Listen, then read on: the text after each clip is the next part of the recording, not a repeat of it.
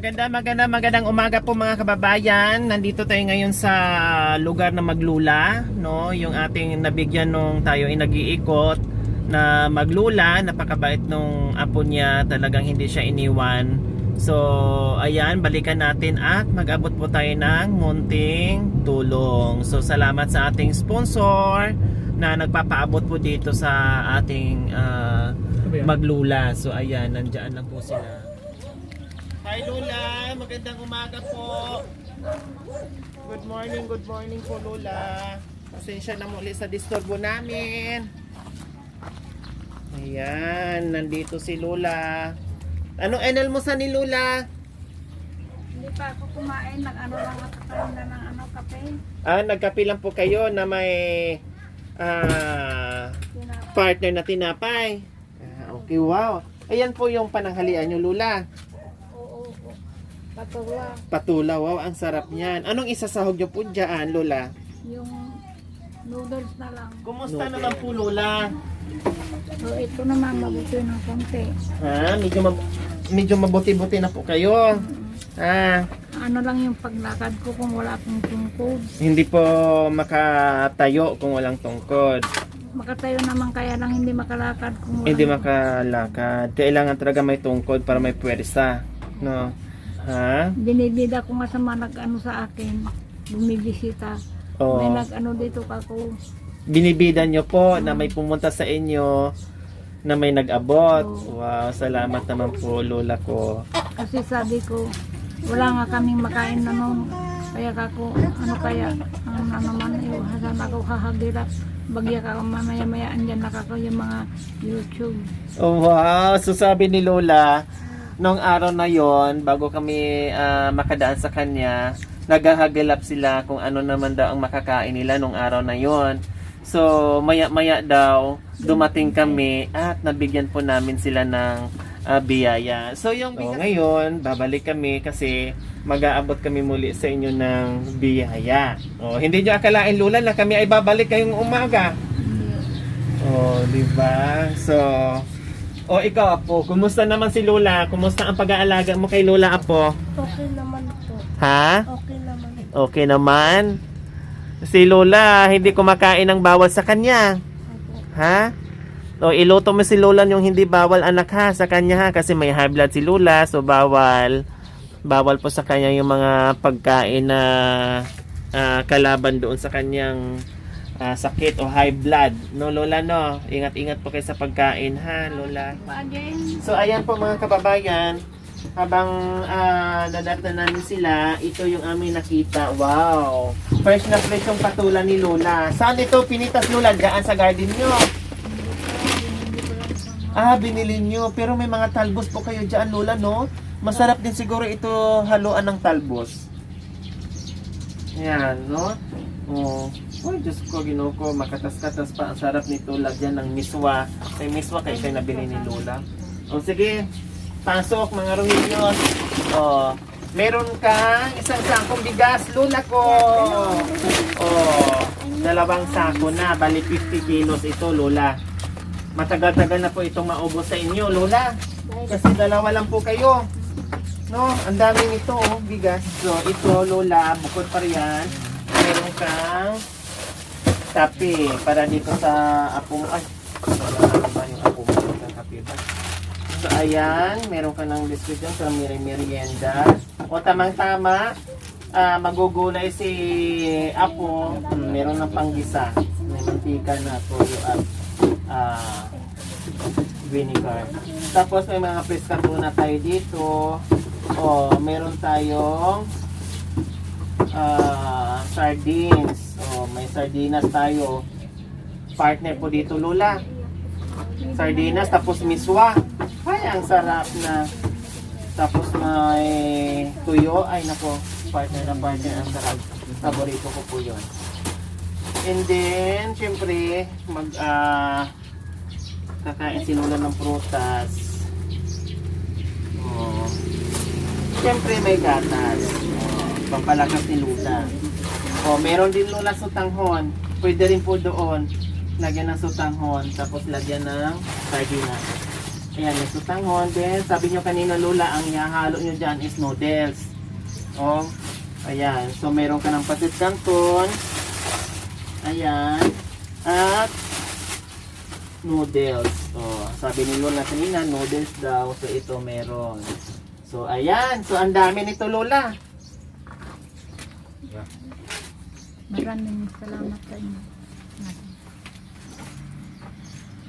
Isa na namang magandang umaga, no? Napakaswerte ni Lola ngayong umaga na merong dumating na biyaya na hindi niyo po inaasahan, Lola ko.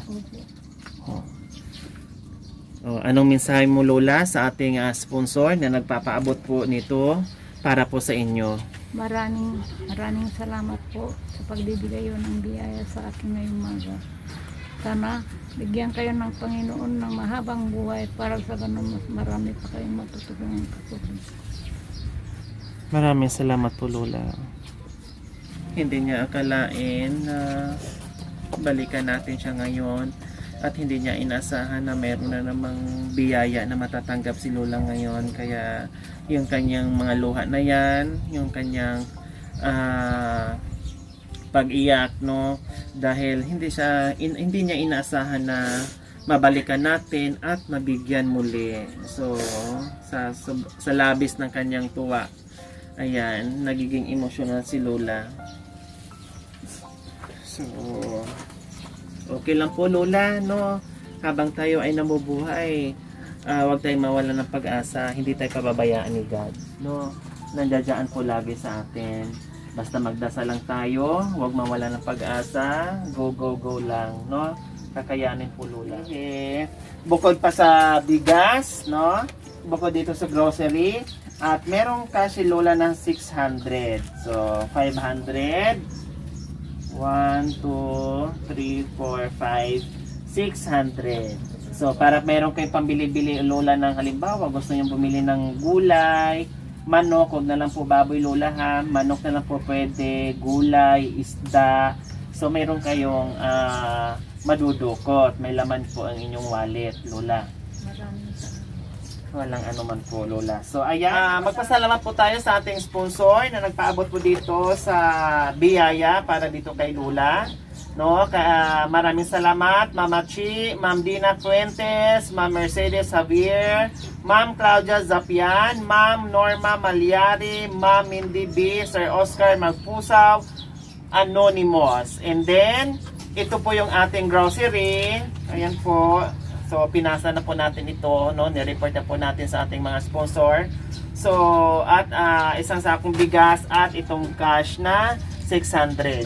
Maraming salamat po sa ating sponsor na talagang nandiyan kayo sa ating mga kababayan na lubos na nangangailangan na tulad nila. Maraming salamat po sa inyong ginitiwang puso. Nawa ay pagpalain ko ng Panginoong Diyos araw-araw upang sa ganun marami pa tayong blessings na matatanggap at marami pa tayong mga kababayan na matutulungan natin. Maraming salamat po sa biyayang ipinagkaloob niyo po dito sa kay Lola. So maraming salamat din po sa ating Panginoon na walang sawang magbigay sa atin ng maraming biyaya. Maraming salamat po sa inyo. Ating mga sponsor na nag-abot po ng isang kabang bigas at grocery and cash na nandito na po kay Lola. So Lola, anong pakiramdam niyo po, Lola, na ngayong umaga na makakatanggap po kayo ng ganito kadaming biyaya? Masaya rin po. Ha? Masaya rin. Hindi na kayo mag-iisip ng pagkain nyo mamaya o bukas kasi meron na po, Lola, no? Kasi tulad nung sabi nyo po kanina, nung nakaraan, nag-iisip kayo kung saan kayo kukuha ng pagkain nyo and then maya-maya dumating kami sa inyo. Ay, Diyos ko, talaga napakabait ni God, Lola. Sa ngayon, hindi ko naman inaasahan na kayo po'y darating ngayon. Tapos ngayong umaga, hindi nyo po inasahan na kami ay babalik. Oo. Oh. Kaya sabi ko nung minto yung sasakyan, tingnan mo ako kung yung sasakyan ng tagamay nilang pupunta dito. At sabihin mo dito magdadaan at magpaparada dito. Sabihin nyo sana dito kami mag-park. Wow, salamat, Lola. O Apo, anong mensahe nyo dito, anak? Sa natanggap mo, anak? Ha? Maraming salamat po. Masaya ka ba? Opo. Ha? Ikaw, saan mo to kinuha? Binili mo pala ito? Opo. O, ito ang magiging ulam nyo mamayang tanghali. Opo. So, ano dapat ang isasahog mo dyan? Pilis. Pilis.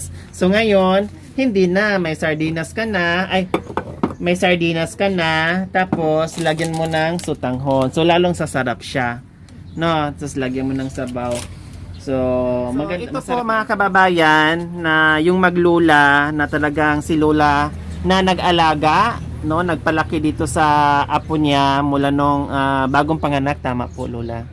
Nung bagong panganak, iniwan na dito kay Lola hanggang si Lola na ang nag-aruga, nagpalaki. Ngayon po si Lola nagkasakit, so matagal na rin hindi nakapag-aral yung apo niya dahil mas pinili niyang magbantay sa lola niya dahil may sakit, walang mag-aalalay, dalawa lang po kasi sila dito sa bahay. So ayan po, yung apo, mas pinili niya magbantay kaysa mag-aral. So hindi natin alam, baka next year pag okay na, mag-aaral muli at ipagpatuloy niya para kahit papaano, no, in the future, mayroon siyang makapag-aral siya. So ayan, salamat apo sa walang sawang pagmamahal mo kay Lola, ha. Ha anak, ha, huwag kalimutan ang pagkain ni Lola, yung mga bawal niya anak, ha. Okay. So Lola, hindi na kami magtatagal, no. Mag-ingat po kayo. And then kumain ka ng kumain, no, sa tamang oras at para makainom din po kayo ng gamot nyo. Ha, Lola, baka makaligtaan nyo po yung gamot nyo, Lola, ha. Yung kung ano po yung maintenance na binigay sa inyo ng doktor, inumin nyo po. Katulad niya, meron na kayong losartan, so mamaya iinom na po kayo pag after nyo po kumain. Ha, Lola? Hindi naman ang payo ng pamangkin ko. Huwag kang kakain ng gamot kung hindi ka pa kumain. Dahil ang apektado kayo yung atay mo. Opo, opo. Nagtatrabaho sila sa sa Maynila. Doon sa, Opo. Kailangan, bago po kayo uminom ng gamot, may laman po ang tiyan nyo. yan ang sabi nila sa akin. Opo, opo. So, ayan, Lola. Magpapaalam na po ako, ha. Mga kababayan, maraming salamat po muli sa ating sponsor na si Mama Chi, Ma'am Dina Fuentes, Ma'am Mercedes Xavier, Ma'am Claudia Zapian, Ma'am Norma Malyari, Ma'am Mindy B, Sir Oscar Magpusaw, Anonymous, maraming salamat po muli sa inyo. So, ayan, mga kababayan, ako'y magpapasalamat sa ating mga sponsor mula noon hanggang ngayon na talaga nandiyan patuloy sa pagmamahal sa mga kababayan natin na lubos nangangailangan.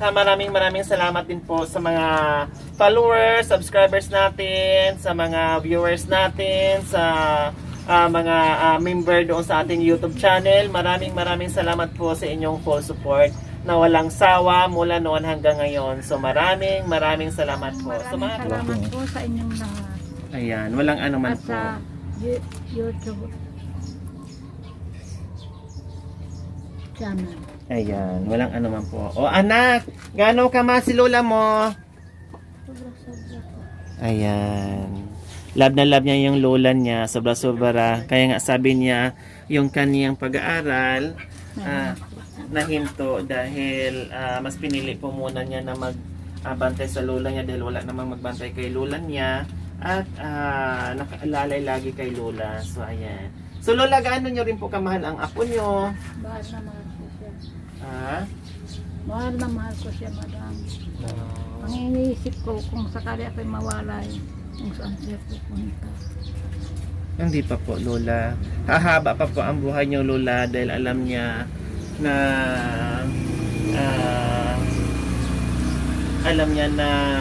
nandiyan pa yung apo nyo na kailangan kayo. Kaya bibigyan pa po kayo ng mahabang buhay ni God. No, Lola, no? Ayan. Ay, Diyos ko. Parang kinikurot ang puso natin pagdating sa mga ganitong bagay. Sige, dito na po kami. Mag-ingat po kayo, ha? Bye-bye. Iluto mo na to, anak ko, ha? Sa inyong lahat. Lagyan mo ng sutanghon. Tapos itong Nabigyan pa kayo ng mahabang buhay. sardinas. Tapos si Lola pakainin mo para makainom ng gamot, ha? Sige, bye-bye Lola ko. Bye-bye.